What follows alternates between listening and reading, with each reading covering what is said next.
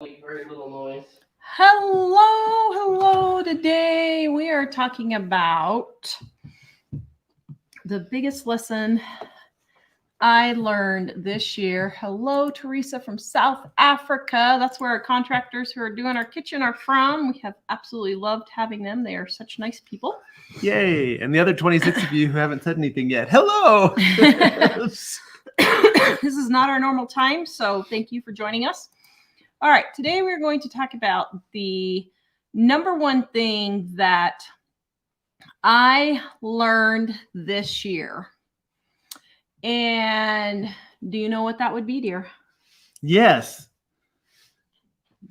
Don't freak out. Pretty much. Okay, so here's what I learned. So this is a list of the things that happened this year in 2022. And I'm going to go through them and we're going to talk just a little bit about it. Hello, Barbara and Mary, Wendy and Rhonda. Hello, everyone. Hi, all right, everyone. We started off in January. We were going to have no medication. And I did a video that you have to go to the store now to get cough and cold medicine because it's almost all sold out. The shelves were empty. We did February. We were on the brink of World War III, and World War III was happening any day now. In March, we had the food plants burning down. And so all of our food supply was going to be gone because all the food plants were supposedly burning down. In April, we had no eggs because of I think it was the flu for the birds that they had. So we had no eggs for Easter. And then in May, inflation was really starting to hit and gas prices were really starting to go up. Okay, today's video is brought to you by our Dining on a Dime cookbook spot. Guys, 35% off right now, including our gluten-free, dairy-free edition. The print books are 35% off and our ebooks are 50% off, 24 hours left. Go to livingonadime.com to grab those. Next, we had worries about the new variants of that thing going around. Ooh. And then everyone was insisting that you get that thing in your arm for that thing going around because, it's going to kill everybody if you don't get that. But at the same time, they were reporting that we have 40% unexplained deaths, excess deaths, from the year 2021. Wonder what could have caused that nobody is talking about. Okay. Then I can't remember, June or July, I think it was July, all of the cows were dying in all of the United States and the world. All the cows were dying from heat stroke. This is what everybody was telling you. Yeah, so we did a video on that. And then in July, they were also saying that by August, we were going to have no food. By the time August came around, September, October, November, we were going to have no food. And the shelves are going to be completely cleaned out of food. Then we were having railroad strikes. And we were going to have no food, no nothing because of the railroad strikes. Then we were going to have no diesel. So everything was going to shut down. We're going to have no food, no supplies, nothing, because then we don't have any diesel fuel. Then we had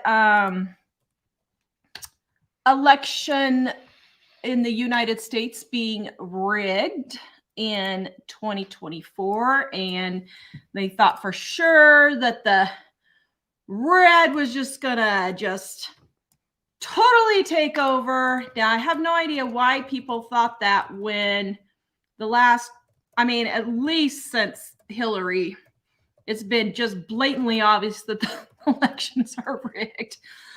Since Hillary and Trump, it's been blatantly obvious. They just weren't expecting it because so many people voted for Trump. It kind of blew their plans out of the water there.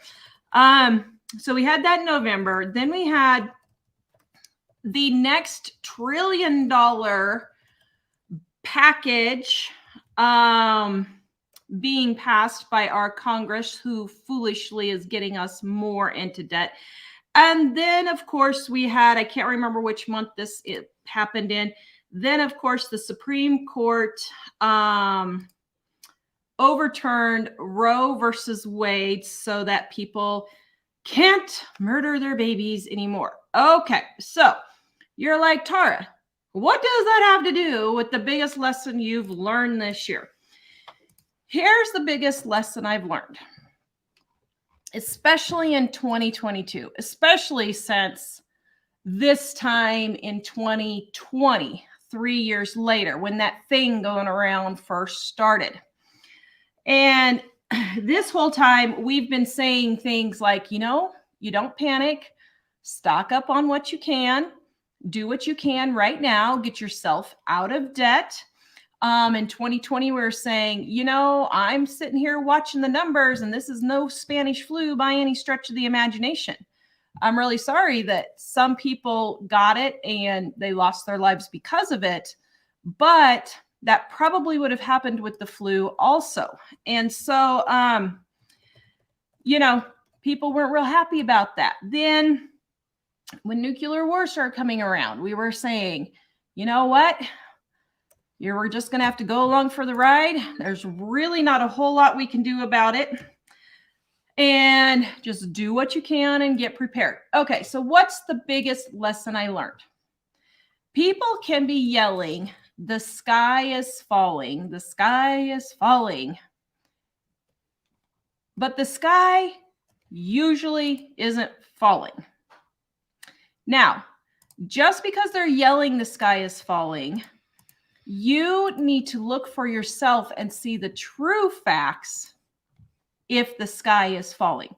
When they say all of the cows are dying, I forgot the big drought too. I forgot the big drought, and we were going to have no crops this year either. I forgot about that. Forgot to add that to my list. Guys, that's like 17 things that the news was telling you is going to completely annihilate the whole world. We're talking every 3 weeks, every 2 to 3 weeks, something major was happening in 2022. And, look for the facts yourself. When they were saying that we were having horrible drought and all this, I was looking, yes, that's true. We were actually having a horrible drought. Was it as bad as the 1920s and 30s? Or I guess it would have been the 30s when that drought? No, that was way worse. It was bad. Okay, I'll give you that. But then when I go and look at the crop reports, because they're reporting that there's going to be no crops and we're all going to die because nobody could afford fertilizer. Oh, I forgot the fertilizer one too. Oh my goodness. I need to just add all of these. There's going to be no fertilizer. They can't afford to buy seed. They can't afford to run the tractors because then we're having no diesel to harvest stuff. And then there's no drought for the rain. Okay. So as I'm watching the weather reports and how all these horrible things are happening, I'm looking, and the wheat growing states weren't having that big of a drought. I get it. California was having a drought. I get that. We have a lot of crops coming from California. I totally get that. But when you're talking about the wheat and the corn, all of those states were having a drought, but it wasn't horrid. And guess what? We had a higher wheat crop in 2022 than we did in 2021 or previous years. What? No way. Now, it wasn't a lot. But those other YouTubers were saying we're going to be running out of food. I know, but those other YouTubers just want to scare you. Be true. Now, if you will recall that when Tara commented on all these things as they were happening, each time she was like, "Okay, so if this were to happen, how would you be prepared for it?" And talking about how to prepare and stockpile for those things. But then also, she kind of went into the details of looking at it realistically and thinking, is this going to happen? Probably not. but it could. And if it did, this is how you would be prepared. And that's I just want to point that out. I didn't want to summarize the whole thing. I was just going to say that's a good angle to be thinking about things yourself, because we get a lot of people that hear from the other YouTubers that these things are definitely going to happen in this tragic way. But again, I think back to all of our lives married together, we've heard about recessions and things. And even though they did happen, we had to consider what was the actual effect on us, because it's important to know to some degree, but what really matters on some of those things is does it actually affect your life? And if not, you shouldn't be freaking out about it. Yep. That's it in a nutshell. Okay, guys, we're done. No, I mean, here's the thing. I was really criticized. I had several videos by other YouTubers done on me. They didn't name me by name, but they're talking about me. And when I was saying, stop freaking out about this, the food plants are not all burning down. There may have been some food plant accidents, but it wasn't anything above normal for food plants. Airplanes were not just crashing into food plants on purpose. And I had a lot of people. Then when the cows were dying, I lived in that part of the country. I lived an hour from where the cows died. I know that when they were talking about the cows died, it is a phenomenon where when cows are in stockyards, they can overheat and just get to basically like heat stroke. But the entire cattle population in the United States was not dying. And I know that we had drought, and I know we had, those kinds of things. And I know that egg prices started going up. But you know what? Egg prices have gone through the roof. But guess what? Chicken is the cheapest I've seen in 20 years. I'm sorry. Don't complain about eggs. It makes me so angry when people complain about the $5 or whatever it costs for a dozen eggs right now, or how high their grocery bill is when their grocery cart is stocked with sodas and juice and Lunchables and chips and pre-cut watermelon in January. Watermelon is not in season in the United States in January. If you're in Australia, buy your watermelon. It's in season in Australia, not in the United States, let alone pre-cut. So people are complaining about the price of $5 for a dozen eggs, but they're sitting there drinking their latte from Starbucks as they're doing it that costs them $10. You have to get some perspective. You have to stay grounded, and you have to stop giving in to fear. You have to stop it. You are never going to get anywhere financially if you do not stop giving in to fear, period. And I have people all the time. Well, okay. Sumner, my editor, just ignore this, okay? He just bought a new car. And he didn't say this, but I have people, like, when he goes to edit this, it's just a joke between us, so just so you guys know. But we have people all the time say, I have to buy a new car because these repairs are just going to kill me. I just can't afford the repairs. That is a lie straight from the pit of hell. It is a lie. I guarantee you, Mike and I have spent way less. We're talking tens of thousands, if not hundreds of thousands of dollars, probably hundreds of thousands of dollars more by buying our used cars and putting the repairs into them, instead of buying a new car with a warranty where supposedly the dealer will fix everything. And let me tell you, they don't. I know someone who bought a new car and it was under warranty and it had a major, like thousands of dollars issue. And the dealer refused to cover it because it was in the fine print that that particular transmission or engine part or whatever wasn't under the warranty. So by giving into fear, people are paying hundreds of thousands of dollars over their lifetime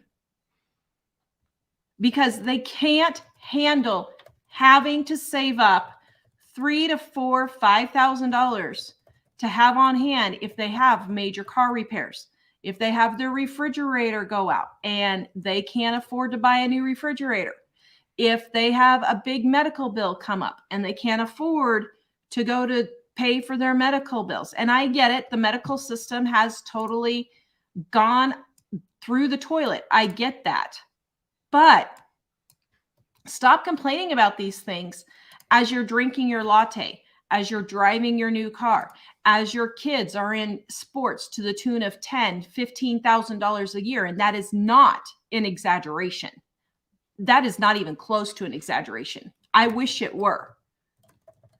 It's absolutely sad that parents are sitting here saying how they have to have two parents for you just can't live on one income. No, because the one parent alone is paying for just the kids' sports and only the cars. One parent's income is only paying for those two things because they refuse to cut these things out. And what 2022 has taught me was that people are just going to listen and be a parrot to whatever the biggest crisis is now.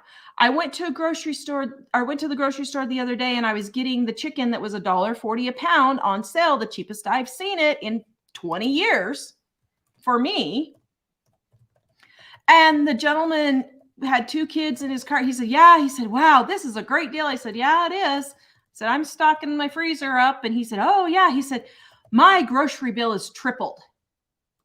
Okay, that's a lie. That is not the truth. Groceries have not tripled. Unless he just started buying 3 times as much food. He has to be doing something else with his grocery bill if it truly has tripled. Because yes, eggs have tripled. Eggs of what? What is $2 up to 10? That's 5 times. Mm-hmm. Okay. Quintupled, is that what it is? Eggs have quintupled. Nothing else has quintupled in the grocery store. Nothing. As a matter of fact, a lot of things like meat are going down. And so what 2022 has taught me is that, first of all, I'm right. I'm just going to say, I told you so. I told you so. But here's the thing. This is your favorite part, isn't it? It is. Things will happen. We had a major blizzard here. What was it? Right before Christmas, or I don't remember when it was. Maybe right after Christmas. We had a major blizzard. It was right before Christmas. They couldn't get through. The roads were shut down. Yellowstone. This is all stuff that's happened in 2022. Yellowstone. Not what? 3 hours from us, maybe 2 hours from us. I don't know. It's very close. Totally had massive flooding. Totally wiped out some roads. But people were trapped. But even that, well, I think it's interesting, all the stuff that you're talking about, because even Yellowstone, at the end of the season, I heard a report actually directly from the park. And they said tourism was really down this year and we're really sad about it or whatever. And then they further went on to say tourism is down because people heard about the flooding, and the flooding was bad only in one part of the park. So... And it's funny because I was going to make the comment based on some of the stuff that Tara was talking about. All these things that she said that were said to be happening. All the food's going to run out. All the cows are going to die. Whatever. Some of those things had some kind of truth to it, but weren't true at the scale that they were saying. So like the diesel shortage. Yes, there was a diesel shortage. It caused the price of diesel to go up a lot. But there wasn't a diesel shortage that caused all the diesel to run out and all the planes to have to stop flying, which is what they were saying. So in these circumstances, it's good to recognize, and that's partly why Tara likes to talk about stockpiling for some emergencies, is that there may be some truth to some of the things, but they're not. Look at the facts. They're usually not as bad as what we're told. And if you're prepared, then it doesn't matter if they actually get that bad. I mean, it matters, but it's not going to affect you if you're ready. So Mary Beth says, yep, I have family members earning 90K and they're still saying they're struggling. I'm sorry. If you earn more than $50,000 a year, even with children, and you are struggling, there is something majorly wrong with your finances, and you have got to get a grip, and you have got to get your finances under control. And it is just your fault. I'm sorry. It's that simple. Now, it may be something where, and I know there's going to be that 2% of people where they sent me a 15-page email life story about how they had this and this and this and this. I get it. There are exceptions to the rule, but the majority of people, it is their fault. They are having the car payments. They're drinking their lattes. All of these their kids are in sports, so they're not able to afford health insurance. So then when a health emergency comes up, they have hundreds of thousands of dollars of bills. And so it's something inevitably is going to happen. Floods, drought, snowstorms, blizzards, tornadoes, hurricanes, job loss, sickness, who knows what else. Something inevitably is going to happen. But that is why you stockpile. That is why you prepare. We're not waiting for the zombies to come. We're doing this so that we do not have to spend money on things that we don't need to when our basic needs need to be met first. And this is the big problem. Americans truly, majority of Americans, there are a few of our frugal people here. I mean, I get it. That's why you guys are here. But there's a few that are our peeps on our channel, and you get it. But that are like the people who are on our channel, I should say, who get it. But the majority of Americans really do not know what true poverty is, what true want is, and they have no clue what a want and a need is. Now, I grew up in extreme poverty. Even for the 1980s, it was extreme poverty. I remember sitting in school and my teacher was complaining about how little teachers get paid. And I sat there and figured out how much mom was bringing in. And I'm like, wait a minute. We have 3 people living on $6,000 a year. And she's earning $17,000 a year for one person. And she's in extreme poverty. Is that when you were a kid? Yeah, it was my junior high teacher. I even have the vision right there. She was standing at the chalkboard, and I was like, wait a minute. What is she griping about? She's making 3 times the amount that we live on. And I didn't even feel at the time that we were even that impoverished. I mean, I knew we had money issues because mom didn't have very much, but I didn't feel impoverished, really. There were times when it was hard, and I realized that, but that was just the way it is. And the problem is Americans have not had to live through anything. And now when these crises come that aren't even crises, people are completely falling apart. You've got to get a grip. You've got to get it together. This is why you have a stockpile. This is why you pay off your debt. We are not lucky to be doing this kitchen remodel. We are not lucky to be living in this really nice house. We worked our tushies off. We have never had a car payment. These are choices we have made. And they are choices that you can make also. And why am I going on this rant in this lecture right now? Because I see the writing on the wall. Ever since that thing going around started 3 years ago, this week, I think it was this week or the next week when next week when they first announced it. And I've been telling you guys, get your ducks in order. Get prepared. You never know when things could potentially just completely collapse. They could, but don't live in fear. We do not live in fear. Why? Because we almost have all of our debt paid off. We have a good stockpile of food. We know how to fix things. We know how to make do. Even though it's not installed, we have a wood stove that if we had to install it in an emergency situation, we could.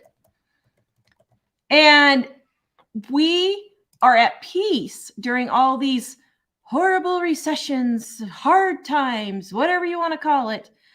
We are at peace because we have made sure that we get all of our ducks in a row and all of our finances in a row so that this bad recession that we're supposedly having, it's really not that bad, guys. I'm sorry. It's not.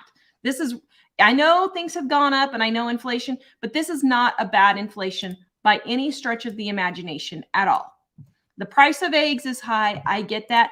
But all the rest of your food is very affordable. And my grocery bill is actually going down. It's actually going down. I paid 25 cents for avocados. Was it last week, week before? I have not paid that for 20 years. I paid 97 cents and $1.40 for chicken the same week. I have not paid that for years. My grocery bill is probably going to be estimated at I'll see what I end up having to buy. But I can't imagine that I will spend more than probably $50, $60 this month on groceries because I stocked up when stuff was on sale and now we're just eating out of our pantry and our freezers. I'm not even going out to eat except for our date night for this kitchen remodel. And so the writing is on the wall. And yes, all of these things are stacking up, falling into place, and it could all just completely bottom out. But it also couldn't.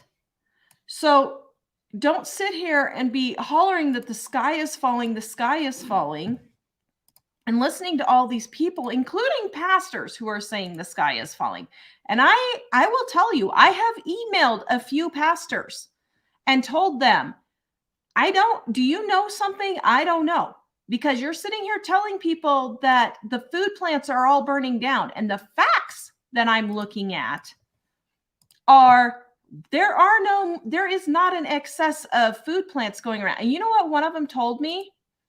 I was actually kind of shocked because it was someone that I really respect and have followed for a long time. They told me, well, we can't check every single fact that we're given. Yeah, that was pretty shocking. And I'll tell you, that from somebody who is telling all that information on the internet. I haven't listened to that person since. Because I'm sorry, if you are that kind of an authority figure, you need to have your facts straight. It is not okay for you to be going around making YouTube videos, podcasts, whatever, telling people that we're not going to have any food in September, October, or November when you don't know the facts. Saying all the food plants are burning down and they're not. Saying we're not going to have any wheat when we had the same slightly higher wheat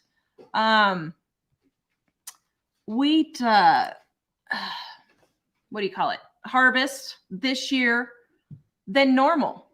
When Russia invaded Ukraine, everybody was like, we're not going to have any wheat. And I go and look, and for Americans, now I understand other parts of the world like Europe and Asia, they maybe get their wheat mostly from Russia. I understand that. But for Americans, we do not import the majority of our wheat. They are not shipping the majority of our wheat to Canada. It's just not true. It's just not true. And so when you go to listen to these people, including me, do your fact checking. Mom and I and Mike, we try not to do any videos without actually fact checking pretty much everything before we present it. And if there is something that I think is a, what? How do I say? If it's something that's just my opinion or something that I see and I'm like, I think this is what they're doing. I don't know for sure, but wow, this sure looks like this is what they're doing. I will tell you that it's my opinion of what they're doing, or this is what I think, but I don't present it as a fact. And so anyway, I just have been feeling like ever since December 31st and the world had not fallen apart, I'm like, I got to do a video on this because people have got to stop living in fear and basing their entire life around fear. It's not okay, especially if you are Christians. I am shocked at the number of people who call themselves Christians, and at the first little sign of cancer or the first job loss or the first natural disaster or whatever, the first car breakdown, completely given to fear and say, oh, I'm dying of cancer tomorrow. Oh, now what am I going to do? I have to go buy a new car today because what am I supposed to do? Oh, I lost my job. Now what am I going to do? Well, yeah, it can be really scary, especially if you haven't saved up any money and you don't have a stockpile or anything like that. That's why everybody keeps saying, all these financial advisors are like, you need to have an emergency fund because life is going to have emergencies. It's not when, or it's not if, it's when. And we keep trying to give you wake-up calls, and we keep getting criticized by other YouTubers and people and stuff like that, that, oh, well, they're just have their head buried in the sands. They just have no idea what's going on. I know darn tootin' well what is going on. I fully see it all. But I don't dwell on it. I don't listen to the news every single day on it. I know full good and well, why do we have a huge uptick in unexplained deaths according to the CDC? Listen, it's a no-brainer, people, but nobody wants to talk about it. But I don't dwell on it. I know that we did not have that happen to us, so I'm not going to worry about it for me and my family. I'm really sorry we did have a family member, and I'm convinced that's what killed them. But I'm not going to dwell on it.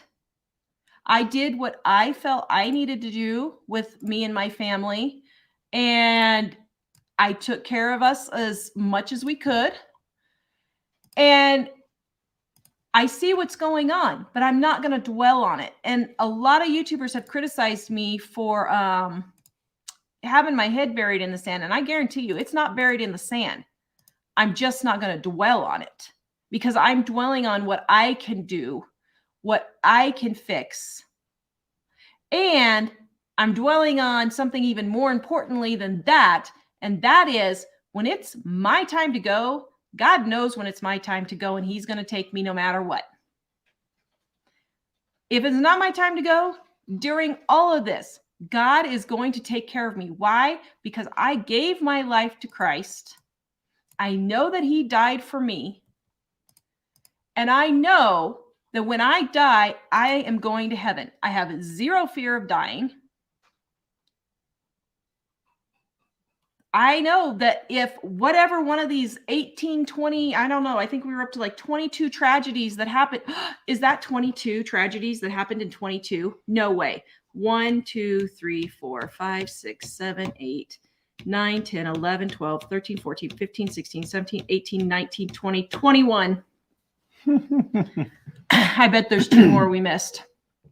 But none of these tragedies, these 20 tragedies that I just listed off in 2022, really affected the majority of people. And I know that even if it would have affected me, because we have given our lives to Christ, he will take care of us. And we know that. So even if my food stockpile is totally gone, even if my house is totally gone, even if my health is totally gone, he will take care of me. Now, I may not want to go by dying by cancer or whatever, because it's not real pleasant, but I know that this is just a temporary thing here on earth, and then I'm going to be singing hallelujah. So this is something that's been kind of on my mind, a bee in my bonnet, a burr in my spur. She's been telling me, I'm just waiting, and then when this doesn't happen, I'm going to tell him it didn't happen. And it didn't. I was right. All those YouTubers that were scaring people, all these prepping YouTubers that were scaring people and then criticizing me. So what would you... I'm sorry. I told you so. I knew it wasn't going to happen. So what would you say to people that have been kind of watching all the way along and they say, so are you saying we shouldn't be stockpiling then? No, I just explained all that. Okay. I mean, stuff is going to happen. Yeah, she's not saying... You're going to have cancer. You're going to have sickness. You're going to have job loss. You're going to have blizzards, floods, tornadoes, whatever. And you need to prepare. I think mostly people have gotten the message already, but I would just say the kind of the short version on that is that Tara's saying things are going to happen, but instead of looking at what everybody says is going to happen and worrying about it, deal with the things that actually happen to you, and then continually stockpile and keep your financial life in order so that when those things actually happen to you that are going to happen to you, you're just prepared to deal with them. Right? Yep. And go ahead and send me questions. I'm going to get to your questions, guys. But you know what? I am not saying by any stretch of the imagination you shouldn't stockpile and prepare. You should. What I'm saying is stop dwelling on all these bad things that are happening when they're not actually happening. When you are actually hit by the tornado, when you are actually hit by the blizzard, okay, you can feel down, you can feel frustrated for a little bit, but then you got to pull yourself up and figure out what you're going to do to deal with it. And, you know, I get people all the time that say, well, I live in a really small apartment or house or whatever. How am I supposed to stockpile? You do what you can. Yes, I am very blessed that God gave me this wonderful house and I have a beautiful stockpile room and I'm thankful for it. But when I lived in my little dinky 300-400 square foot apartment, I still stockpiled what I could. I did what I could. I heated with wood. I was living on $300 a month. I couldn't afford to pay for heat. So my little apartment had a wood burning stove. So I heated with wood. Was it a pain? Yes. I loaded up the back of my Geo Metro with wood every time that I found someplace. And I would go to construction sites. I would find logs I lived in the mountains at the time. So I'd find logs in the forest and I'd bring them home. And I did what I could. And the whole time I lived in that little apartment in the mountains, it was an apartment over a garage, I burned wood because I could not afford to turn on the heat at all. And so you do what you can with what you can at the moment. Okay, guys, this rant is brought to you by Dining on a Dime cookbooks right here. They will help you get out of debt by lowering your grocery bill. Saving on groceries do not have to be a problem. Inflation on groceries, listen, sorry, but if your grocery bill is going up, it's because you're not making the changes you need to make to get your grocery bill back down again, okay? Gluten-free, dairy-free cookbook. If you are gluten-free, dairy-free like I am, all of these recipes are tested and tried and true. All of our print books are 35% off for the next 24 hours only, guys. The sale ends tomorrow night and maybe to Sunday morning, depending on when Mike gets up and get the sale down. And so you have 24 hours left to get our New Year's sale, our 50% off of our, what do you call it? Ebooks. All right. Did you send me I sent you a list. All right, here we go. Do we have any viewers left? Or is Yep. everybody mad at me now? Guys, give Nope. me a thumbs up if you still love me.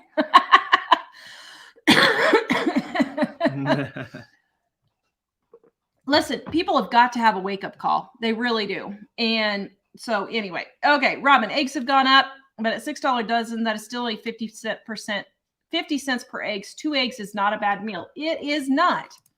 It's extremely expensive for eggs, but that's not bad by any stretch of the imagination. How many people go to McDonald's before breakfast instead of buying the expensive eggs and spending $1 at home eating breakfast, 2 eggs and 2 pieces of toast for what, $1.10? No, they go to McDonald's and they think it's cheaper. It's not. All right, Susan, should we? Oh, well, we just answered that question. Jeannie, my house is paid off and I don't have a car payment, but had $6,000 in medical debt. It is down to $4,000 and will be paid off in a couple of months. Can you go get the neti pot for a moment, please? Diane, hello everyone. I'm really getting spoiled with all these live shows. Thank you for keeping me company. You're welcome. So we're going to go back to our regular Wednesday show next week. And we're not going to do all live next week. So Josephine, y'all are one of my favorites. Thank you, Josephine. Next week we'll still do our normal live though. I said that. Oh, okay. Hello, my mother who just walked in my front door. Everyone wants to know if you're dying or not. Are you dying? No, I'm not dying. Totally. Would you like to have a seat, mother-in-law? Huh? Would you like to have a seat? No, she can't talk. No, I can't talk. Hi, guys. I'll be seeing you maybe next week. We'll see. All right, Monica, I ordered 2 of your cookbooks and our undated planner and the Bible. Oh, I think we shipped yours today. I remember that order. This is our undated planner, guys, right here. It is in stock. It is not on sale, but it is in stock. It is our huge 400-page, 366 daily planner that is on sale. I know I keep saying I'm going to. I mean, it's not on sale. Excuse me. It's for sale. It is for sale. This is made in the USA, so we don't mark these down because we don't have a good enough profit margin to have them on sale. So yeah, all the cookbooks are on sale and a variety of ebooks as well. What is our thermostat set at today? I don't know. While they've been doing construction, it's been set at like 60 something because they've been leaving the door open to go in and out with stuff. So it's been pretty low. 68 right now. We turn it down to the mid to low 60s when they had the door open because the heater was running when it didn't need to be. Yeah. Yeah. Cherry, I'm still learning God is in control and freaking out what crazy people going to do. We have to trust in him to carry us through. Yes. And it is a learning process. And so don't beat yourself up when you do it. When you start having, and I've told Cherry this personally, we've texted back and forth, but when you start having those issues, just start reciting your Bible verses, singing your hymns and praises, and just know that he's going to take care of you because he will. Everyone's saying feel better, Jill. Kathy. Hello, this is my first time from rainy California. Okay, now Californians, you gotta make up your mind. I'm not hollering at you, Kathy. But first we were hollering because there was a drought. Now we're hollering because there's rain. I'm only kidding. I get it. It's massive rain, so I totally understand that. But I just think it's hilarious. We're hollering about how there's drought, and now we're hollering about there's rain. But when we were in Colorado, there were fires all in 2012 and no rain. And I was thinking, I'm never complaining about rain again. And the next year, there were floods that just annihilated all 5 of the major highways on north of Denver that led out of the mountains. And I was thinking, okay, maybe I won't complain, but I won't. Yes. Did you need me for? Oh, are you looking at my disaster called my kitchen? Yes. So that's Mike's brilliant idea. So don't say anything. We're not showing them Mike's brilliant idea. That isn't so brilliant some moments. Although now I think it's brilliant again. Well, now this is weird. The ceiling feels lower for some reason to me. It feels lower? Yeah, I thought it would feel higher. Feels higher to me because all the soffits are gone. But boy, they're doing a great job, aren't they? And they're not working today. You guys were wondering because the bank had an emergency roof leak that they had to go work on. So, Debbie, thank you so much for offering the Bibles. I ordered 2. You are welcome. You are welcome. I'll share a link for the Bibles, by the way. And thank you, everyone. We have been receiving your donations, but most people tell us that they don't want to be publicly acknowledged for that, and that's totally fine. So we just letting you know we have received them. Nicole, I really appreciate your food plant video. Do you think Mike's brilliant idea is going to I was work? just going to walk over. I was going to ask you if I could make a comment. No. Mike's brilliant idea is actually, I'm amazed, son-in-law. No, not really. My mother-in-law is telling me she's amazed. It is really Somebody something. get this on a recording. I'm thinking, why didn't they do that in the first place in this house? That's what I was wondering. It saved. Oh my But goodness! I don't give anything away. I'm not. Did I? She has no faith in me whatsoever, guys. Mhm. No faith in me. And then they blab whenever I say anything. Oh, good grief. Kimmy's on. She says she loves Mike's great didn't know you were- idea too. Kimmy, only 3 people that have been on the show, I think. Kimmy, Tammy, and Banana Grandma know what Mike's brilliant idea is. I knew what it was, Well, and but Mom, but yeah. actually seeing it, it's even better Oh. than what I thought it was going to be. And I've been going to the restore, getting parts for it. And I Uh-huh. think that I have almost all the parts for it. Now, this here is our big issue. This big window here. Yeah. So now we're having major issues with that. That does look Although- complicated. We missed ordering the windows before they went off sale, so that was a huge frugal flop. Well, But- actually, Anyway, there was no, it wasn't really, because we last night had a frugal win on the Windows situation when the quote was kind of high. the quote was $10,000 almost. It was higher than we thought it would be, and it was almost $10,000, which would be kind of uncomfortable to have to do. But I ended up thinking, I wonder if there's a way we could just refurbish the ones that aren't quite right. And I called somebody who was very familiar with the original construction of the house. Actually, the guy, an the agent, realtor our who agent. sold us the house, helped build the kitchen cabinets. And he told me those are really great windows. You shouldn't probably have to do that, but he helped me figure out what brand they were, and we looked, and we can buy materials to do maintenance on them that would be dramatically less than replacing them all. So we only really need the one window now, that one. But this morning I was just having this big feeling that there's a potential disaster in the works over there. And so I was talking to one of the guys about it this morning, and it might change the size of the window. So I thought, well, it'd be better to pay a little bit more for the window, even if the price goes up, rather than having to either buy the wrong window or buy a whole bunches of windows that we don't need. So it was a flop in that the one window we didn't get for the discounted price, but a win in that we didn't buy a whole bunch of other windows we don't need. But it is looking really, really good. So post your opinions, guys. Should I just have one great big window that you can't open anything for air? Or should I make sure I get something that I can open for air? That's the question now. I'm leaving. What's your opinion? And well, you know what? Does this open for air here? Yes. If this one opens for air. See, we have another one right here. See? Yeah, they've got a huge one here that opens for air. See right So there? I would think you'd absolutely have to have air over the sink then. That's kind of what I'm Because thinking. you've got a big draft between the sliding glass door and this big, huge window here. And so I wouldn't. It would be a lot wouldn't- cheaper to get a non-opening window. Yeah. So I think I would. Because go I'm with just going to go down to Home Depot and get a piece of plexiglass and put it in there. Yeah. I think you don't need it. So. Well, this morning when we were looking at that, there's kind of a big fiasco that they've been dealing with on that, and I had a different idea this morning, and I thought Dave's our friend who's the agent is going to come over, and I was going to ask his opinion because I think he has some people that can possibly make this problem almost entirely go. I mean, we'll have to deal with it, but it would be like 10% as difficult as what they were going to do. Yeah. You guys see how we're talking? Tara and Mike and I do this all the time when I come over. We bounce ideas off of each other all the time. I just think it's funny how we always go around in circles talking to each other. I just want to thank you guys for your prayers. I felt deathly sick this past week. And so I saw the prayers and I saw your comments, and I did appreciate it, guys. You're so sweet to do that. We've got other things going on in the background too. So it's just above and beyond. You guys are great. So I'm leaving, guys. All right. I'll see you Toodaloo. later. Bye-bye, everybody. Let's see. Do I have anything I need you to take on the bench? I might. I don't know. I don't I don't know. Look and see if I have anything. don't see anything. All right.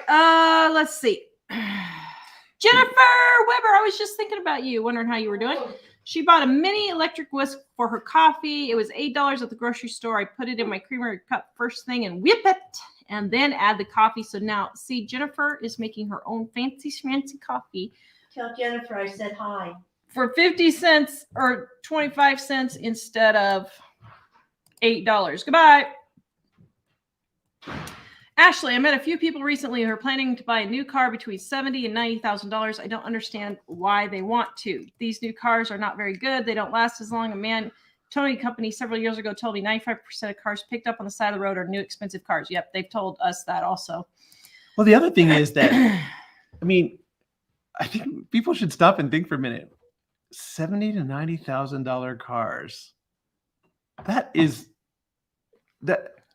How much money do you make if you are entertaining the idea of buying a $70,000 to $90,000 car? Because what I noticed is there are a lot of people that I was talking to a lady the other day that I know their family makes about $60,000. And she told me that they thought it was a good deal that they bought this one vehicle for $80,000 because it's lasted them 5 years. I was thinking, we bought a vehicle for $3,500 and it's lasted us 10 years. And then the repairs haven't been that bad. And the rest of the money we used to buy this house. And that's the thing that I don't understand. $70,000 to $90,000 is a fortune for a car. And if you're not going to live in it for 20 years, I think that's one of the things where, from a saving money standpoint, I like to look at things and think, oh, that's really cool. Oh, it's, I might think in my mind, oh, it's only X number of dollars. But then I think, but how much is that for each time we use it? Because when we used to have cable, I remember thinking our cable was like $40 a month at the time. And I remember thinking, wow, so if we watch 100 shows a month, we're spending, wait, I forgot how much. I came up with like it was 40 cents each or something for a show. And if you think about how much it's going to cost when you have a car that's $90,000 and you have it for 5 years, you're spending almost $20,000 a year to have that car. And so that's why I say, what kind of income? And they'll trick you by, if you make payments, then almost everybody psychologically doesn't get it because they think I'm only paying so many $100 a month. And they don't really think how much are they actually paying. So Sandra, I did not get the windows ordered last night. We actually canceled the whole order. We're just starting from scratch. So we're not going ahead and getting windows for, it's not worth it at the moment to get windows for the whole house. So yeah. We just explained all that. Yeah. So Debbie, after buying Carla Emery's Country Living book in the 80s, I kept a 6-month emergency stash of food. Has come in handy many times. Yes. Carla Emery, Mom got her original book. I have 3 copies of it. Actually, we love that book. That's kind of what got us on the homesteading track, even though the homesteaders wouldn't call me a homesteader because I don't have chickens or anything, but I do a lot of homesteady things. I just don't have animals, but pretty much everything else I do homesteady type things. So, Janie, do you have fear of suffering before dying? No, I don't want to suffer before I die. I mean, I hope that maybe like my dad died 3 years ago in a week or so, 10 days or so. And I hope I go like him. He just had a heart attack and was gone. So I kind of hope I'll go that way. But I also realize that a lot of people suffer before they die. I don't want to suffer, but I'm not really afraid of it, so to speak. So, well, on different levels, that life is full of suffering. So yeah. It is. I always think, yeah, I'm not afraid to die, but I don't really want to go through the part just before the end because I know that it always involves some amount of suffering, but even not dying involves suffering. So I wouldn't let that be too scary of a thought for you. And then just deal with what comes, kind of like we're saying on the other stuff. Michelle gave her life to Christ during the pandemic. That is wonderful, Michelle. I am so glad. I know you had a lot of questions. I don't know that I remember you actually saying that, so I am so glad.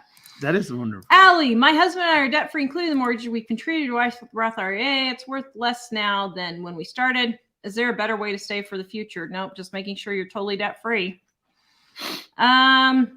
Question, M. Hayes, my husband and I went to retire, but we are very hesitant due to health insurance. Do you have any ideas that are affordable? He is 61 and I'm 58. We are debt free. I mean, the only thing I can say is to wait until you turn 65 to get Medicaid or care. I mean, 62 or 65, whatever it is. But the other thing is you could look at, if you're a Christian, you could look into a health sharing ministry. That's what we have, is a health sharing ministry. So something like that might work for you. Is there an alternative? Oh, I just talked about that. Okay. Kendra, I just canceled insurance through work and went with Christian. Oh, well, everybody's talking about the health care ministries. Yes. The next load, please. Yeah. That's what we use. And so we've been using it for several years now, actually, since we finally were able to get off of. Since the Affordable Care Act made health insurance unaffordable, entirely unaffordable. Don't get me started on that. Oh my goodness. I could just But we go can on for afford days for that. the health sharing ministry, and it's actually working out a lot better. It's a lot less pulling our hair out all the time too. So that's really good. Terry says, not sure if you saw my question, but on page 79 of volume 1, guys, right now, 35% off our New Year's sale. livingonadime.com. All of our print books are 35% off, and our ebooks are 50% off. Okay, let's see. Page 79 of volume 1. Maple syrup, water, sugar, maple flavoring. Had butter. Oh, we forgot the butter and the ingredients.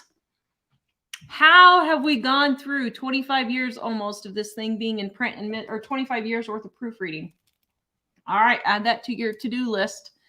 Thank you, Terry. So how much butter should you use? I just make it from the top of my head so I don't ever worry about it. I would just do, let's see, 1 cup of water, 2 cups of sugar. I would just do a tablespoon. What was it? Page 79, the maple syrup. I would just do a tablespoon is fine. I just make it from memory and I just throw everything in and I don't even measure. You don't have to measure for that. It's really not a precise recipe at all. So it's not going to hurt anything if you have more or less. So I'm right now writing, I keep a list of corrections, and every time we're about to print a book, I go correct them all. And then we reprint it again. Yeah. Although it's going to be a while before Dining 1 and 2 are reprinted. Yeah. Gina, so you're not going live for 90 days. Oh, I would love to get the house paid off, but no, we're not going to. I'm Just too don't have tired. the energy. Yeah. It's too much energy. Speaking of going live, though, I have a question that I want you guys to answer in the comments for me. And Mike, pull these answers, please, when they come up. Okay, and then I'm going to read other questions while you guys type out your answers, because I really want to know what you guys think about this. First of all, my question is, we get daily people saying, why are your videos so long? I can't watch a 2-hour video. And my thought is, so just turn it off. But then we got to thinking, okay, why do people feel compelled to watch or feel compelled to watch our 2-hour videos? I'm not understanding. Is it like you have to just finish a whole video or you just can't watch any of it at all? Is it that we are just so brilliant and have so many wonderful ideas that you just are sitting on the edge of your seat waiting for what we're going to say next? Is it because you just want to see this crazy lady scream and get it together, people? I mean, what reason do you feel the need to have to watch an entire video for 2 hours? Well, I'm not sure if Tara is making this distinction, but I think some people just love to watch the show for 2 hours, but others say we should make shorter videos because they can't watch it for that long. Because they can't watch it for that long. But they don't just not watch get it. So we were trying to understand, if you feel like you need shorter because the long ones, you can't watch them that long, why don't you just watch the part of the longer one that you can watch? So that's what we were confused about. I don't get it. Yeah. Or like when I'm watching a long video, I'll just play it over several days as I'm doing orders. Is usually is when I listen to videos, or in the evening when we're sitting and doing nothing. But sometimes people have kind of legitimate reasons for something that they're suggesting, and we just don't understand what's going on, like what the people that are asking the question are thinking. So that's kind of why I'm just trying to find this out. Actually, our remodel is not at a standstill yet. Our contractor had an emergency. The bank roof is leaking, and so they had to go take care of that emergency today. And we were like, yes, that's totally fine. We were kind of actually, in light of the fact that we've been live a lot this week and everything else, nice, it was kind of nice having a small break. Yeah. Diane, I loved your show, our Rapture show with Tyler from Generation 2434. Thank you. That is actually our #1 video that's going viral right now, our Rapture video, and I had to close the comments. So if you go watch our Rapture video and you're wondering why the comments are closed, I had to do it because it was just getting out. It was just getting out of control, the things that people were saying, so I couldn't just keep them open. Thank you for all you do with your channel, says MF, from the advice to the faith-based topics. I'm so grateful I found you all. Thank you. Well, thank you for joining us. Maggie, I'm so excited to come home early and watch you guys. I live in Canada. Oh, great. Thank you for buying our ebooks. We're very sorry we can't ship internationally, but it is the international government's problems, laws, not problems, laws that are causing problems for us. So unfortunately, we just can't do it anymore. Brooke said eggs are on sale for $2.99, and she made Golden Morning Sunshine from our Dining on a Dime cookbook, Volume 1. Mom loves that recipe a lot. Ellie's on. Oh, my daughter. Hello, dear Hello, daughter. Ellie. Mwah, mwah, mwah. There's smooches from Mom. Oh, wait. Hold on. I sense somebody's coming. Your baby bro wanted to say hi.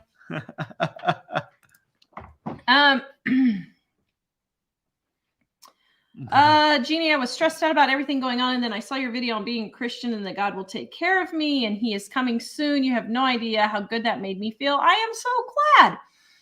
Guys, especially Christians. Now, I understand if you're not a Christian, you have no way to deal with your anxiety and fear because you don't have a Christ and the Holy Spirit living in you to give you that strength to deal with it. I understand that.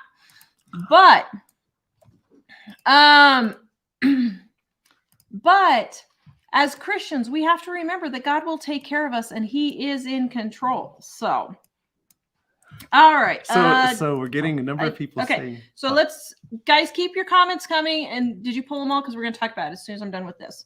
Okay. All right. You missed the church locator link. Susan, I'll see if I can find it while Mike is, here it is. Pulling your comments on my question of why do you feel the need to watch the show clear through? So what is the answer to that? My love. Well, a lot of people are just saying they love it for encouragement. And Gina says, love your content, but also enjoy actually the company when one is isolated. D. Parker, I want bottom line encouragement. Gail, I love watching those 2-hour videos. Feel like only 1 hour and I'm sad when it's over. Ruth, I watch because you are more entertaining and interesting than those awful movies that are on TV. But what makes people compelled to think they have to watch? So those the are the thing? people those are some of the people, the comments that we were getting from people saying why they love the show. But for people that, some comments that might indicate why some people don't want the longer videos, because Maria says it's fear of missing out. And Cindy says fear of missing out on something good. Fear of missing out on something good. Yeah. And Mouse 1960 says we don't want you to not get full credit for the video, monetarily speaking. So well, thank you for that. We appreciate that. We get credit for how long you watch our videos is what she's talking about. So thank you. We appreciate that. But I was just wondering, some of these people, when they email us, it's like they have to watch all 2 hours. And they're just really upset because we did lives for an entire week and they just can't watch. So I'm like, okay, I'm not getting why you feel like you have to watch all 2 hours. But Well, it's that's because what I I'm was not understanding. because a lot of the comments are just I love to watch, and that's great. I like Tizzy Dawn. I love the long ones. If I need to, I carry all along with me. That's awesome. That's like me with Jack Hibbs when I'm walking around and doing shipping in the Yeah. Rhonda, yeah, it may take me a couple days to watch, but I don't care. So yeah, that's awesome.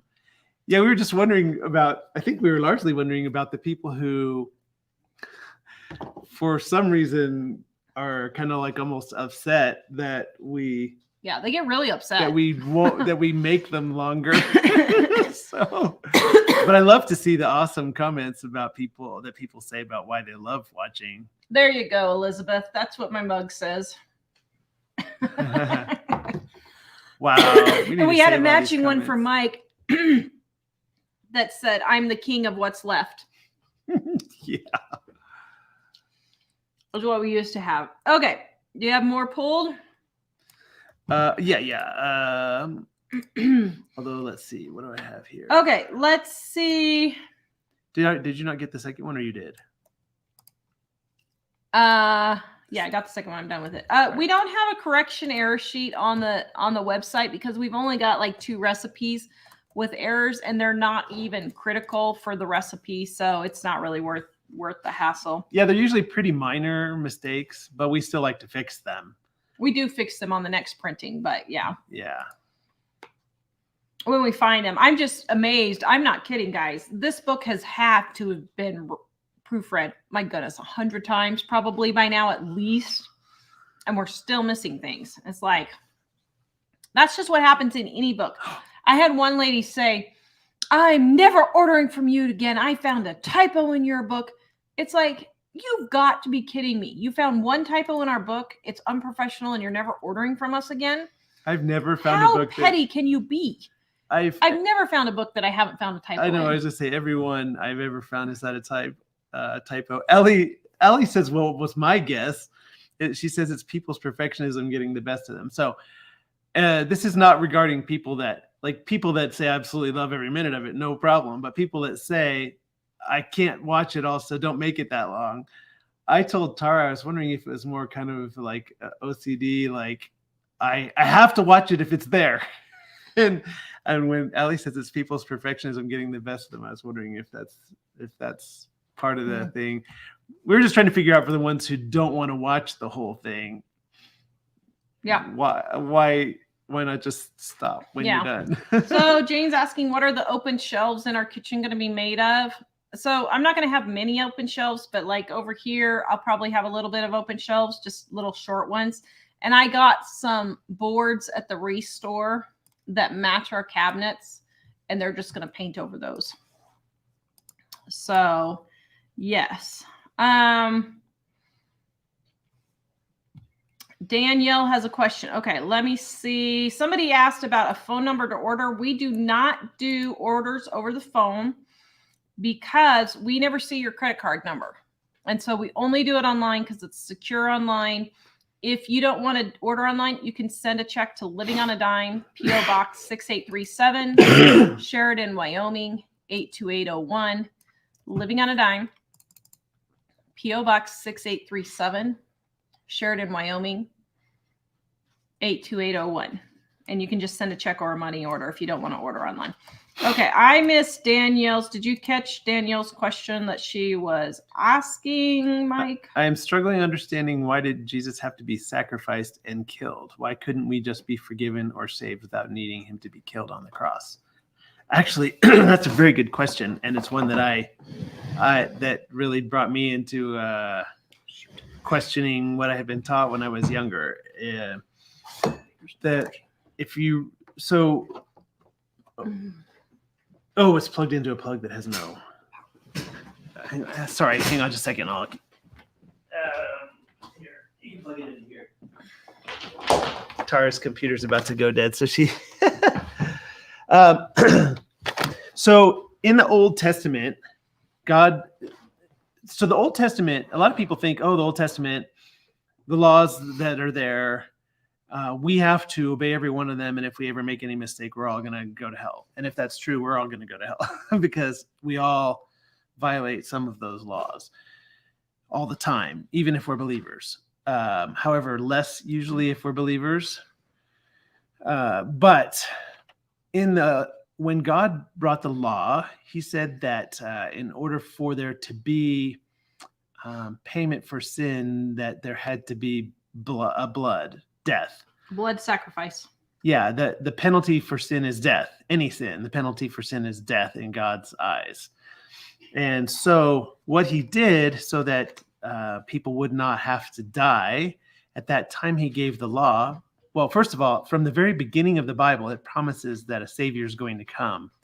And as time goes on, the Bible expresses in the Old Testament that the Savior is going to come to pay for our sins. And bless you. Sorry. But at the time that God gave the law, this would be the law of Moses, starting with the 10 Commandments. Though that's the law that God gave for the Israelites. Bless you. Sorry. And it explained how, since God is a perfect God, that nothing imperfect can ever enter into his presence, and that he cannot approve of anything that's imperfect in any way. But because we sinned, we are all imperfect. The whole race of men is imperfect. And so God said that the solution to that he prescribed for Israel, since the penalty for sin is death, somebody has to die for their sins. Everybody has to die for their sins, basically. But God said, because I love you, I'm going to create a sacrifice. So he made a system where people had to then bring a sacrifice of an animal for their sins.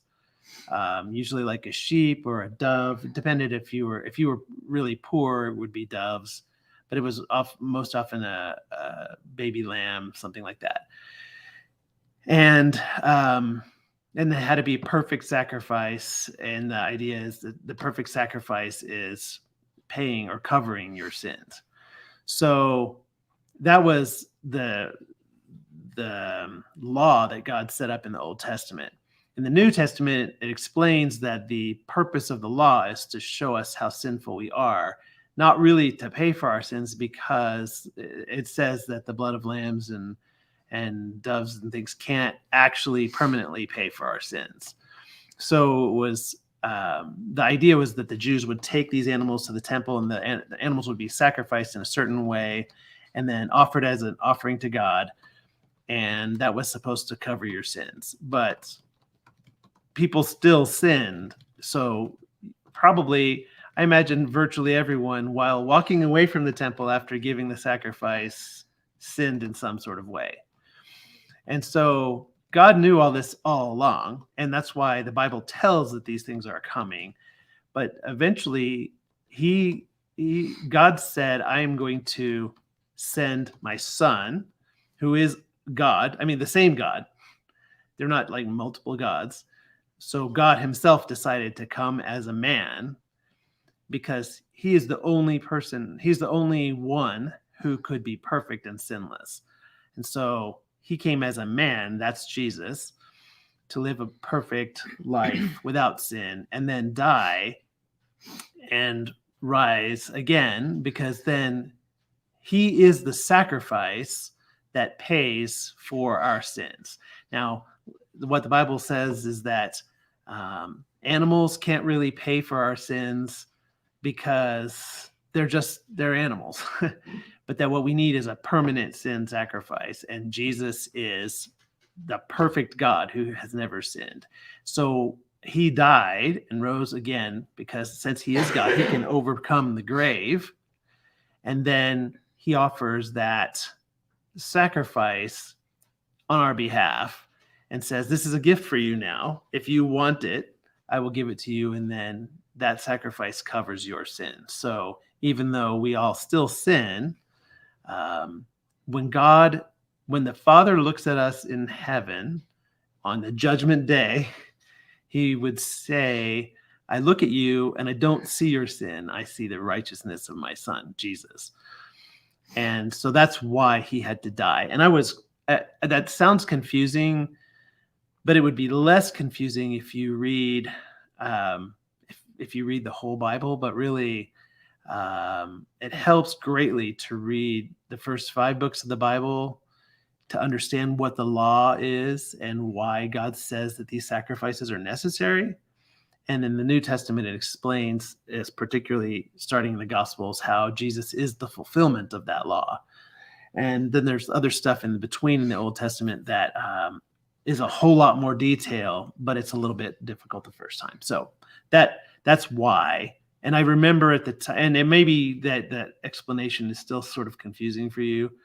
So I'm trying to think of a book to recommend in the New Testament. Well, I will say some people might ask, why would Jesus ask people to sacrifice animals? Because when you're sacrificing something, you're doing it out of the heart and you're giving up something that's valuable to you. So in the Old Testament, when people asked to sacrifice things, a lamb was valuable to that farmer. It was a very, very valuable commodity that they had to give, but that's what they were asked to give as a sacrifice, to be repentant and sorry for their sins. It was a dove for poor people because a dove was valuable to poor people in the Old Testament. So that's why when you're truly repentant of something, you're going to sacrifice something to show that you are truly repentant. So like, let's say a husband is abusing a wife and the wife leaves him and he says, I've totally changed and I love you and I want to take care of you and I want to come back. Well, how is she going to know that he's actually repentant? He will live in a studio apartment, drive a clunker car, give her the majority of her paycheck to take care of her and the kids. He will come over and help her with any house repairs, any car repairs. He will bring gifts to him and to her and his kids as an, I'm sorry for what I did. I have changed my ways and I'm truly repentant and I am sacrificing my comfort so that you guys can be comfortable. That would be an example of true repentance within a broken marriage. And so the same thing is with people who have sinned. If you are truly repentant, then you will give what you have because you are so repentant of your sin. So I hope that makes sense. But well, and in that time, the absolutely most valuable thing you could have is livestock. And so it would be like giving a massive amount of your money, not to somebody who's going to take it, but just let's say you took $100,000 and you took it somewhere, and it's not some guy who buys himself a Porsche, but you take it somewhere and they just set it on fire and it's all gone. That's basically what happened with these sacrifices. Like they were burnt offering sacrifices. So partly it was that there's value to them, but the Bible also says that there must be blood, which has life in it. And there's so much more to life than we understand. And God actually he would forbid the Israelites from eating meat with blood in it, because he said that because the life of the animal is in the blood. And so that's why the other thing on the animal sacrifices, God actually says later on in the Old Testament, he said that your animal sacrifices don't mean anything to me. That he basically, he made that as a picture of the kind of cost of sin. And it was an image of the fact that Jesus was going to come and pay that price for us. Yep. Sherry says, I was always told that our time of death was already determined by God, or at least he knows when it will be. Does that mean if we survive something, it's just not our time? Always confused about that. I would say, yeah. Yep. I mean, yeah, I would say that's 100% it right there. I mean, he still calls us to make wise decisions in our lives, but ultimately, when it's your time to die, you will. Yep.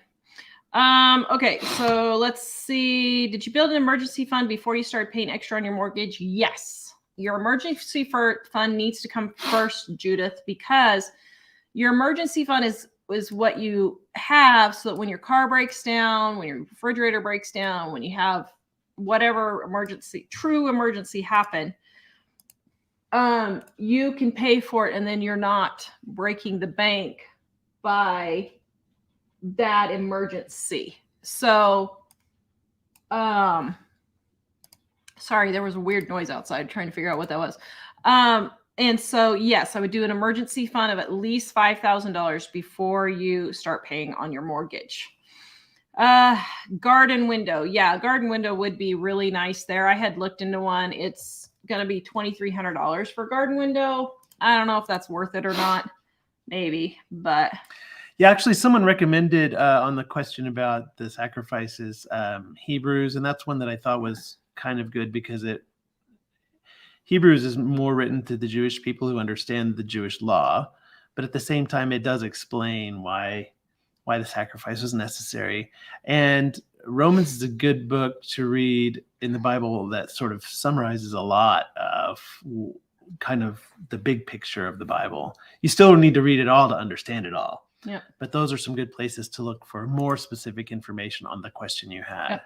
Christine, should small business debt be viewed as the same as personal debt in regards to being debt free? I would say so. Personally, I don't think your business is ever going to really prosper until it's debt free.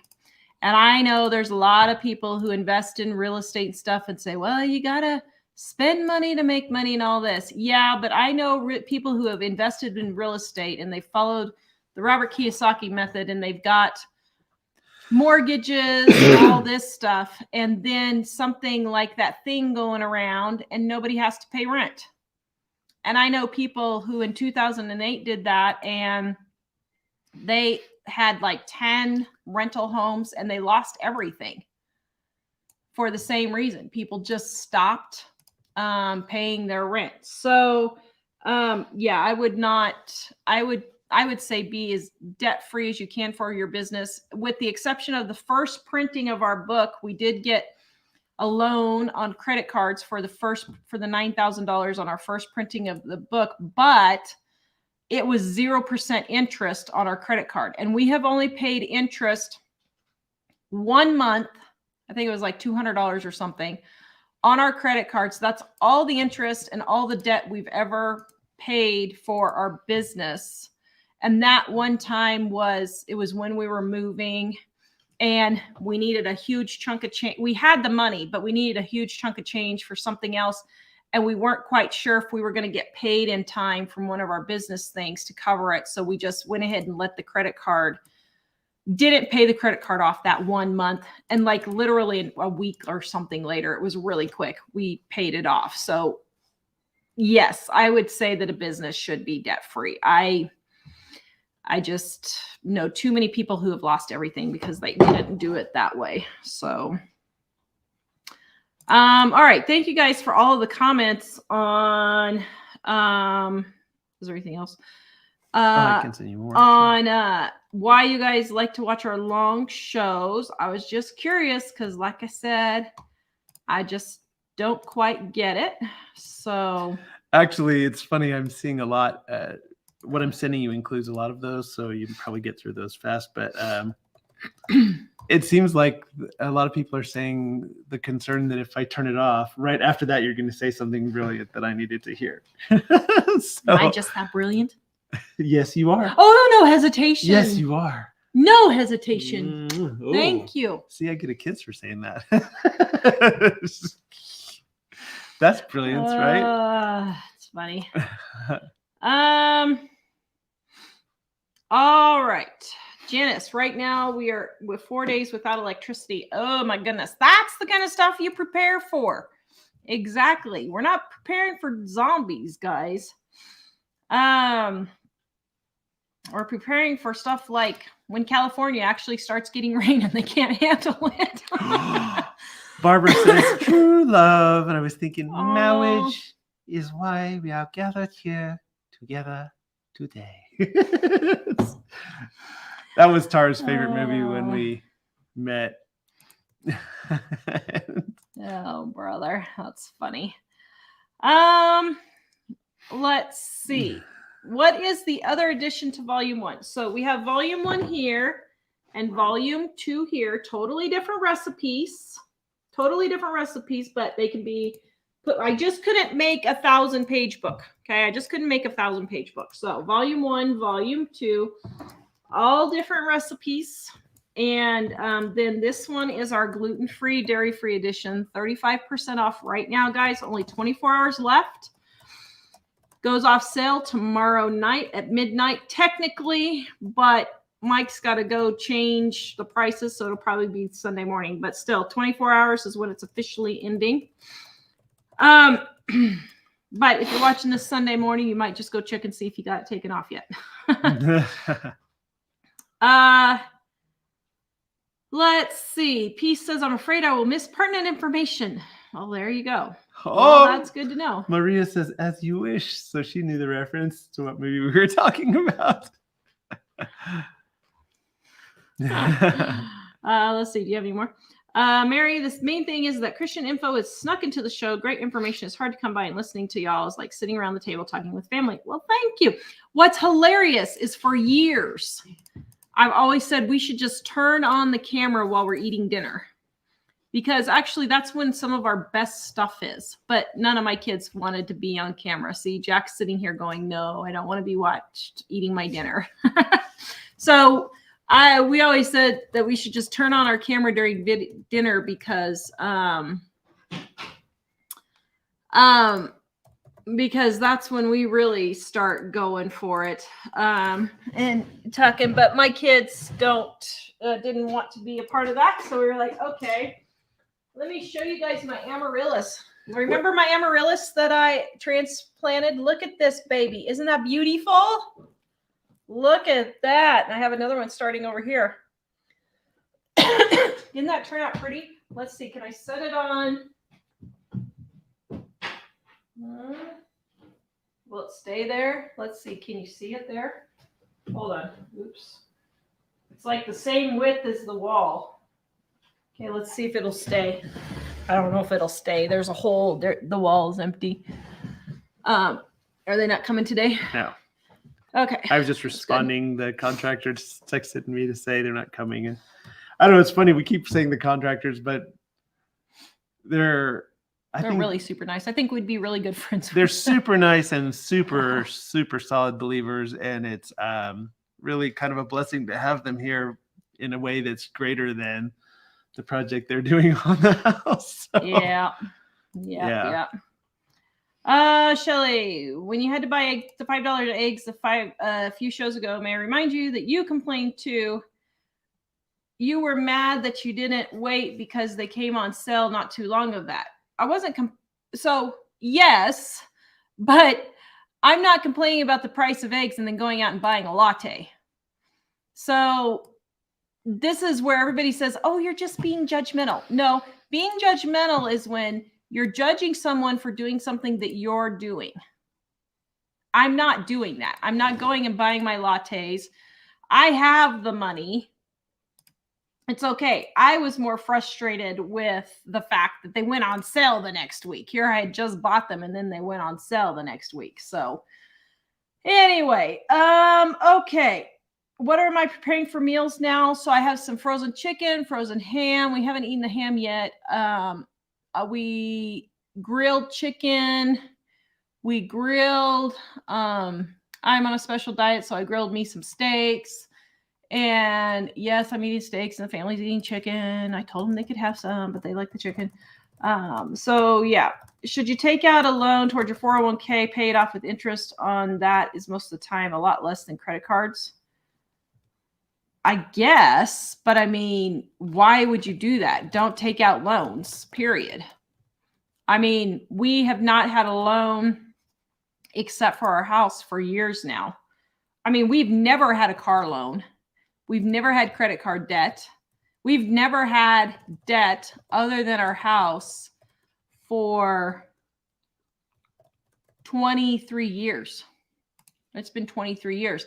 And even when we first got married, Mike had $3,000 of credit card debt that just started us in the hole to begin with. And it took us 5 years to get out of it. Wow, things have changed. And now that's a drop in the bucket for us. But we could, but even then I got credit cards for 0% interest. And as soon as we were married, he didn't want to take out another credit card. And I'm like, I am not paying 20% interest on this. That's ridiculous. So we took out another credit card, transferred the balance and paid 0% on his $3,000 and then kept transferring it until it was gone. And then what happened was after we got that initial thing done, then we had another catastrophe. We had our car crash, and then we had our daughter's $12,000. Her flight for life when she was born was not covered by the insurance company. And so we stupidly put it on a credit card instead of making the hospital wait for their money and work with us. And we put it on a credit card for 0% interest. So we had 0% interest. We had loans on a credit card for 0% interest, but we've never paid interest except for 1 month. I think the entire year, 28 years we've been married, except for our house. Yeah. Yeah. There was something you were saying, and I was trying to remember what a little further back in your story that I thought was, Timmy, do you believe that that the wife of a pastor leaves him and divorces him, that he can't pastor anymore? So it depends on the situation. So if the wife of a pastor is committing adultery and he divorces her, then yes, he should still be a pastor. He did nothing wrong. And I think he should probably take a break for a while he gets things situated with everything, but 6 months or a year or whatever. But if his wife left him, if his wife abandoned him, and if his wife was cheating on him, then yes, he's okay to still be a pastor. He should not be staying as a pastor if he's still married and his wife is cheating on him. He should not still be staying a pastor if he's having major marital issues and it looks like they're having, they're separated or on the verge of divorce, that type of thing. They need to be working that out before he needs to be a pastor. I would also add that if he's not doing anything wrong, then he shouldn't be ultimately prohibited from being a pastor. However, the Bible does say that as leaders, the men need to have control of their households. Their households have to be in order. So I would say while this is going on and while it's just kind of come out and he knows nothing about it and he didn't do anything to contribute to it necessarily, nevertheless, he should stand down for a while because until his house is in order. Is what I would say on that. Yeah. But I mean, if his wife leaves him, she leaves him. If he leaves her, it's not okay. If he is having an affair, he needs to stop. Yeah. If he's having an affair and then he comes back, no.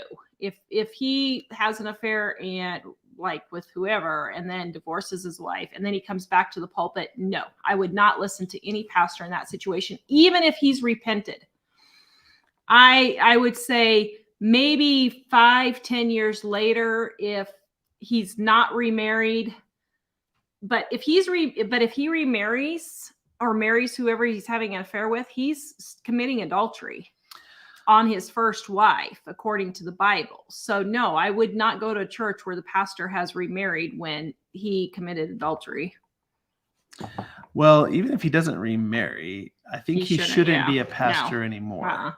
I do think that God can use him, and perhaps he would want to share. I mean, as all believers, we should go out and share the word with people, but that's different than being the leader of the church. Yeah. So, so even if he doesn't remarry, if he's done that, he should not go back into the ministry in that way. Jay Stratton, do you think about reverse mortgages? No. They are a complete scam. Never, ever, ever get a reverse mortgage. We talked about this a lot on yesterday's show, but no, I would never, ever get a reverse mortgage. Yeah. Is it Amaryllis that's behind me? Somebody said I look like I have a big red bow in my hair. That's funny. That is funny. I do not have a working stove. We do have a downstairs kitchen with this refrigerator is not on. I'm trying to sell it actually to get a new one. And I have a sink downstairs, a refrigerator, a microwave, and we have moved our kitchen downstairs. I was on the fence. I was trying to keep it up here, but it didn't work. So everything is downstairs for our kitchen now, but no stove. I'm grilling. And then I have air fryer and a stovetop cooker and all that. I was just going to make a comment here. Renee says, every time I try to sign up for the free ebook about stockpiling, it tells me invalid email no matter what email I use. I'm just going to address this largely because we have a lot of people, not a lot, comparatively not that many, but enough of people have this problem that I thought it would be good to share. If it says invalid email, it means that either there's a space in the email between something or at the beginning or the end, or there's no @ sign, or there's no .com or .net or whatever. So you might check to see that, especially when it's all email addresses are having that problem. Occasionally there is a note that tells people you can't sign up with this email address. And that our email provider doesn't tell us exactly what the issue is on that, but usually it's that somebody somewhere has reported like your email company or whatever as a place where a lot of spam comes from and they won't let you sign up there. And that's something we can't control. So if you get any other thing, then let us know. But those are the two main issues. The one about invalid email is pretty easy to fix, though. It's usually eliminate the space or put the .com or the @ Yeah. T. Martinez says people watch the videos all the way through because 1, we like supporting you. 2, we like watching you guys. And 3, since that whole thing going around, people are searching for like-minded people. Thank you. I was just curious why people feel like they have to watch all 2 hours. That's what I was confused about, because I'm like, I'm not kidding. Every single day, we probably get 5 to 10 people. Well, I can't watch all your videos 2 hours long. Why don't you make them shorter? I'm like, okay, we'll just break it up into 15-minute increments and watch us over 10 days or something. I don't know, but I mean, I just don't understand it. So I do think it's flattering that people don't Yeah. want to miss a moment. That's really awesome. yeah. Well, so then today I was like, well, wait a minute. That's actually maybe a good thing, because if they're wanting to watch all of our videos, then that would be pretty cool. So, and I was having my editor break up the videos into shorter videos, and those videos are just tanking. So we're not going to be doing that anymore. I am doing it in a little bit of a different way, but so we are going to be having more videos come out soon. So more of those longer, shorter videos that are like 10 minutes long or something. Essential, my 12-year-old wants to move to your state. He said he wants us to be friends because I don't have any friends. I'm usually so busy. Aw, Who that said would that? be great. Essential, I don't know. Oh, cool. We need to just start our own commune. Don't we? Actually, one thing we found we really like about living in a small town, it's not really a small town, it's a small city, but nevertheless, we know a lot of people and it's kind of cool at times. I forgot where we were the other day when we just saw somebody out of the blue, but I don't know. It feels kind of nice to just run into So it's people. totally hilarious. Yesterday, we were running around getting supplies for the remodel.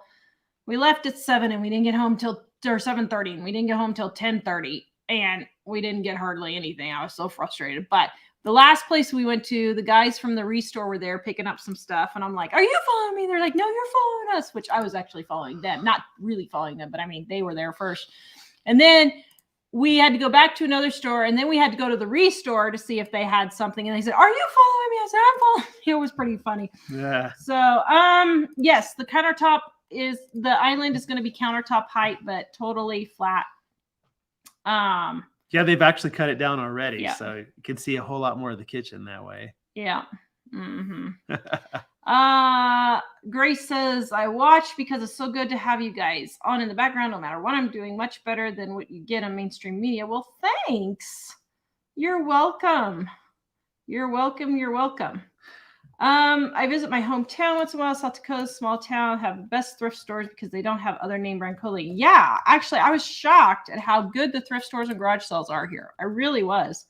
I didn't think they would be as good as Colorado, but I think they're better than Colorado here. So you have to, well, I mean, in Colorado, you could pretty much go into any thrift store and find what you needed right then.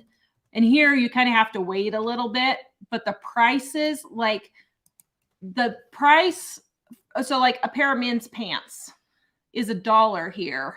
And in Colorado, it's $8 for the thrift store price. I'm like, that's ridiculous. So anyway, but we would just wait for half price day and they get them for $3 or $4. But yeah. So guys, don't forget our Dining on a Dime cookbooks are on sale for 35% off right now. Our New Year's Day sale ends in 24 hours.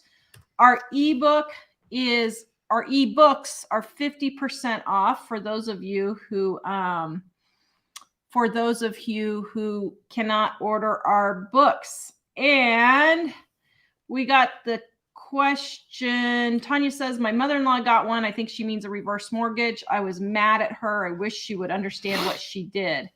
Yeah, I mean, it's stealing from your kids and your grandkids. Because basically, if you get a reverse mortgage, I'm pretty sure, I'm not positive, I don't think they give you the leftover equity. Well, I'm not sure on that, but I was wondering the same thing. Or they have so many fees and stuff that there's no equity left. There's something in there. I can't remember what it is, but even if you're not too concerned about your kids or your grandkids getting that in the end, that's fine. But there are a lot of people who outlive those, and then you just lose your house. They'll foreclose on your house and you have to leave because you no longer own it. Because what's happening is you're borrowing money every day to live.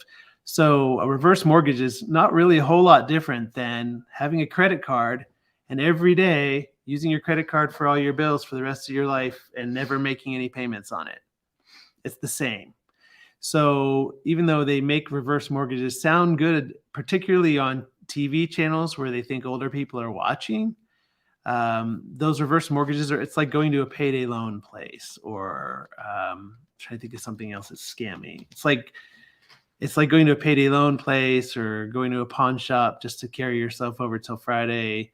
You really, really want to avoid those things. It's going to cost you way more in the end, and it's going to be more of a hassle. So, okay, let's see.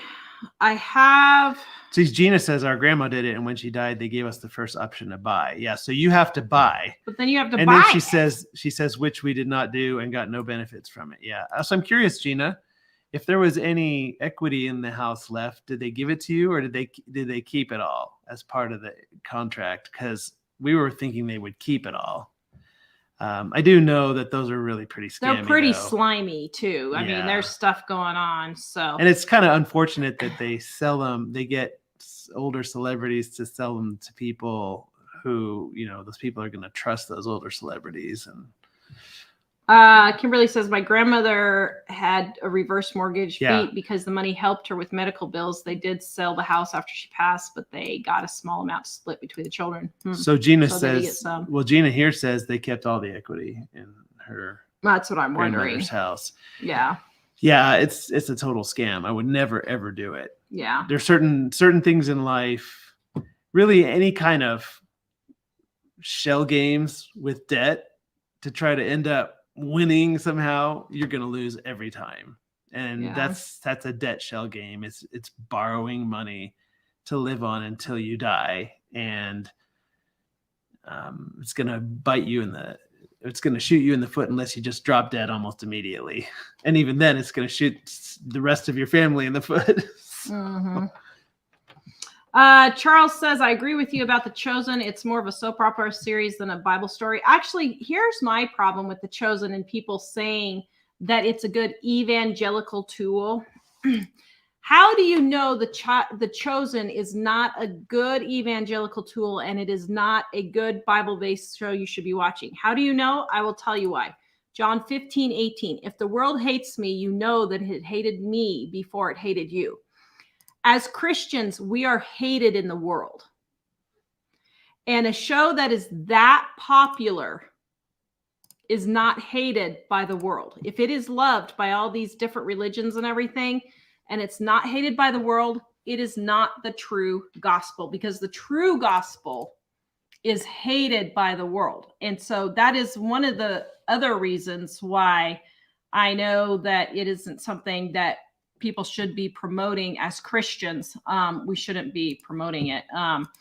And even my problem is if it was just a theatrical drama or whatever, that's fine. But when Christians and Christian churches start promoting it as an evangelical, as an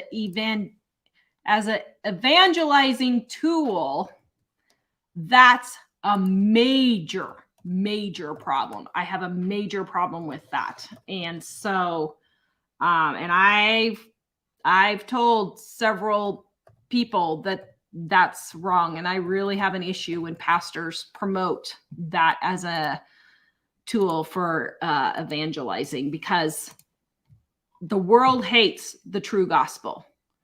And something that popular, it's not the true gospel. Then you know it's not the true gospel if it's that popular.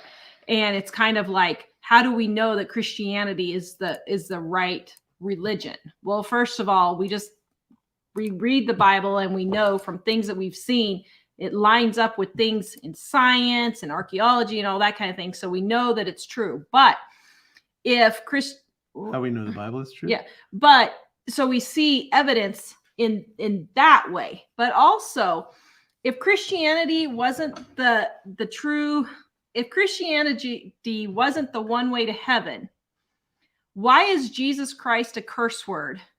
But Mohammed's not a cuss word. Buddha's not a cuss word. Joseph Smith is not a cuss word. None of those religions, their founders are a curse word.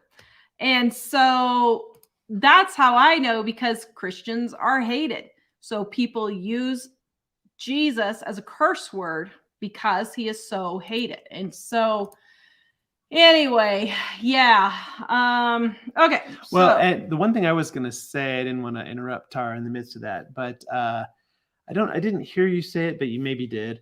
But the Bible, my favorite reason for trusting the Bible, I mean, it has all that historical incorrect information about history and stuff, even though it's not a book specifically about man's history, but it is just jam-packed with prophecies that were spoken by prophets hundreds or thousands of years ago that have since come true.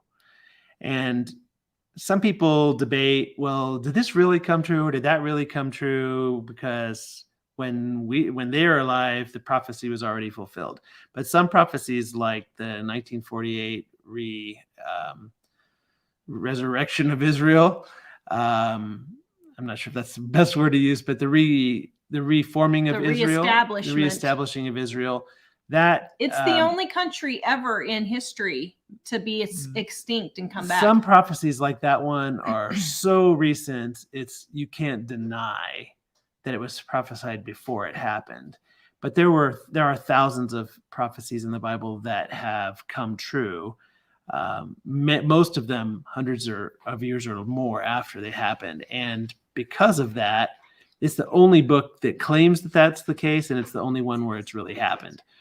And so because of that, I think that's probably the best way to have confidence that the Bible it's the Word of God. It says it's the Word of God, and it proves it by demonstrating that things that are predicted in the Scripture then come true later. So there are other things too, but that's the most major one. So just wanted to add that in case Tar didn't mention that part. What he said. Yeah. Jack, that top left drawer, I think is at the back, maybe. Okay. And home remedies for corns. I don't know. That's very good. I think duct tape might be one. I don't remember. I don't know about that. Yes. Essential says her boy loves the chocolate chip cookies and brownies, and he won't eat anything except out of our cookbooks. And yes, Miss Tuesday, the cookbooks are in stock now. Yep. And by the way, if you want gluten-free, we are getting low and we have to make a new order. So I don't know if these are going to be on sale next. It'll probably be at least 12 weeks. Oh, it'll probably be longer than that, but it'll probably be closer to 20 weeks before we get them in. They're in stock now. I'm just warning you that we're getting low. So if you want a gluten-free cookbook for Mother's Day or something, I would probably be going ahead and getting it now. Usually if we have a sale, but we're about to run out of something, we don't mark it down because there's so much demand for it. That we want to make. And people, I don't know who is sharing our books on social media, on Facebook, Instagram, and all that. Thank you, whoever you are. I get data from, so I know where our orders are coming from. And thank you so much for those of you who are sharing it on Facebook and Instagram and sharing our videos. Really appreciate it. Alicia, hug that like button. That's great. That's funny. Are there a recipe for tortillas in the gluten-free, dairy-free book? Was I able to do gluten-free tortillas? I can't remember. I think you were just eating corn tortillas. I just eat corn tortillas instead of flour because I don't think I did. No, I did not do a flour tortilla. I just used corn tortillas. Is it because gluten-free, it's a little too crispy to be able to roll it very easily? No, it's actually too slimy. Oh, okay. Rice flour is really slimy, and I'm sure I could find one, but corn tortillas are so much easier, and I wanted to just make this super easy because I know, guys, when you're eating gluten-free, it's a pain in the rear. So, yep. Everybody's loving that Jack is so tall now. Yeah, he towers over all of us except Dave. Yeah, him and Dave and BJ are neck and neck now. Are they all about the same? All three boys are about the same height. So we think Jack's probably going to surpass the other two boys. I don't know. Maybe him and Dave might be close. He's definitely going to surpass BJ. But... So have any of them been this tall at 13? No. Jack? Yeah. Well, when BJ was 13, he had a size 14 foot. So he got up there pretty quick. But yeah. Let's see. Lorraine, I got a bridal shower invite. What are your thoughts on a table saw, $600 sets of pans, etc.? I think those people are selfish twits. Oh my goodness. Are you kidding me? You mean they're asking for it or you're giving it to That's them? what's on the bridal shower? No. Wow. Oh my goodness. I'm sorry, that's ridiculous. I could see maybe going up to $100 for like the grandparents and aunts and uncles, maybe. That's absolutely absurd. Oh my goodness. No, I would not pay $600 for pots and pans for somebody. I think it's pretty awesome though that the bride wants a table saw. Well, I mean, that's pretty cool, but that's not. But asking for something that's... I'm sorry, but Kimberly says the Euphrates River is completely dry and they are now excavating caves they have found. That is in the Bible that the Euphrates River would dry up in the end times. Yes, it is. It talks about the armies crossing the Euphrates River to attack Israel. And those countries are coming together now, making pacts. Countries that have never talked to each other in the past are now coming together, making pacts, and it's very exciting watching it happen. So, yes, it's very, very exciting to happen. Let's see. You not gotten them all? Apparently not. Let me see what you got here. Just a second. That's all I have. No, I mean, I'm totally out of. Oh, okay. It looks like we're totally out there too. Yeah. So, okay. Let me check one more time. Yes, Revelations is happening very quickly. Yeah, it's very, I find it, Mike's not into end times prophecy as much as I am, which is fine. But I think it's good to know about. And I pay attention to it some, but I don't just pay attention to it all the time. Yeah. I pay attention to it all the time just because that's part of our prepping stuff and all that. But I just find it fascinating how things are all coming together, like the one world government, the one world religion, the one world currency. That is all being set up. They even have people meeting in Switzerland that plan to make a one world government. I mean, they're just sure that this one world government is going to take care of everybody's problems. And so I think it's very fascinating how it's all coming together. Go ahead and put the links in. You know, if you guys need a free Bible, Michael put the link in for a free Bible for you. We offer them in our livingonadime.com on our shop. Click on livingonadime.com, click on shop, click on free Bible. At the very, very end, put in the coupon code Bible, free Bible. And all right, well, we got one piece burned, but just don't do it so long. So Jack just tried microwaving bacon with the bacon cooker. How many minutes did you do it? I did 3 Here, minutes. show it, and let's see how it looks. Yeah. Let's show everybody what bacon looks like on. There's the bacon. So But those this are the one- 2 pieces that survived. And this one's just got a charred. So you need to just do it 2 minutes then next time. Oh, well. So that was just too long. Is Yep. it still edible, do you think? Oh yeah. That was really good. Of course, we're all going to eat your bacon. Sorry, I gave it back to you. Sorry. So what I would do next time, Jack, is for 3 minutes, fill the whole plate full and do it for 3 minutes then. That's what I would do. Well, I filled it. The entire plate full and then they just shrunk. Oh, well then just do 2 minutes next time instead of 3. All right. This Tuesday says, I live here in Switzerland and the people here, SRE, are all for the one world government. Yes, they are. Most European countries are. First of all, they're not Christian. Secondly, they're mostly socialist. So they think that a socialist way to go is the best way. But as we can see with everything starting to collapse and stuff, it's not. Barbara Hawkins, they better not. Actually, Barbara, they are. I mean, it's very much in the plans and they're talking about it and they're getting stuff set up for it. So that's why we think that the rapture of the church is going to happen pretty quick, but you know, you never know. So, all right, guys, our books are 35% off right now, livingonadime.com, 50% off our ebooks. Thank you very much for joining us and we will see you guys next Wednesday live. And please like, subscribe, and share livingonadime.com. Have a great weekend. Bye.